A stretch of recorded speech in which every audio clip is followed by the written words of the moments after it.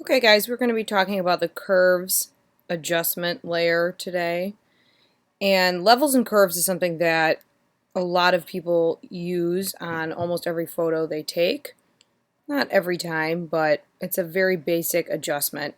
And it adjusts the tonal range and kind of the lighting as well a little bit, but specifically related to colors and color channels. So anyway, I'm going to open Tools of Photoshop, and then go ahead and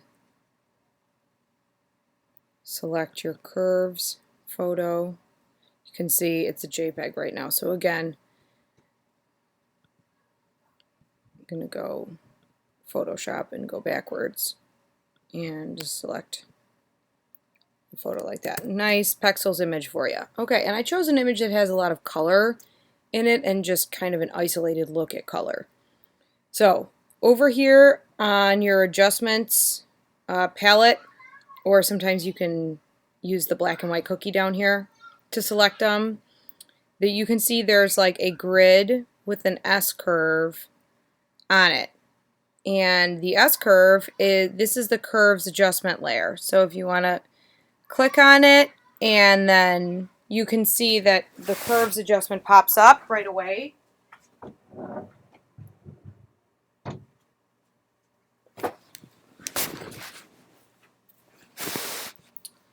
And down here at the bottom, this is a histogram.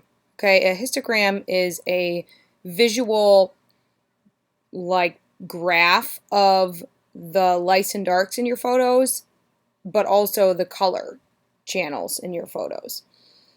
And there should be an even distribution of lights and darks and of color channels most of the time in your photos. So if you open that curves adjustment layer, it automatically will make a new layer for you. And if you notice down here, it automatically makes a mask. So if you make an adjustment, a curves adjustment, and then you go click on your mask and paint over it, it will like erase part of the adjustment that you just did. So anyway, here is your curves adjustment layer, and I want you to go on this drop down menu and select each channel individually. So this is the red color channel.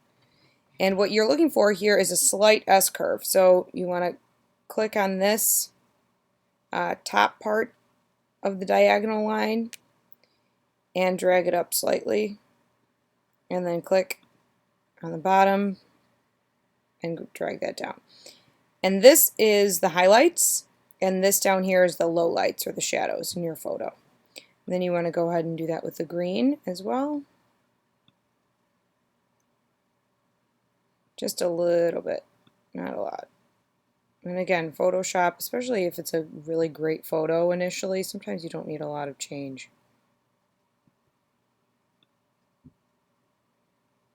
Okay, and that is it. So now I'm going to click my visibility on and off, and you can see just a little bit more contrast, a little bit more vibrancy, a little bit more balance too between the blues and the reds, and you can see the moon stands out a little bit more too.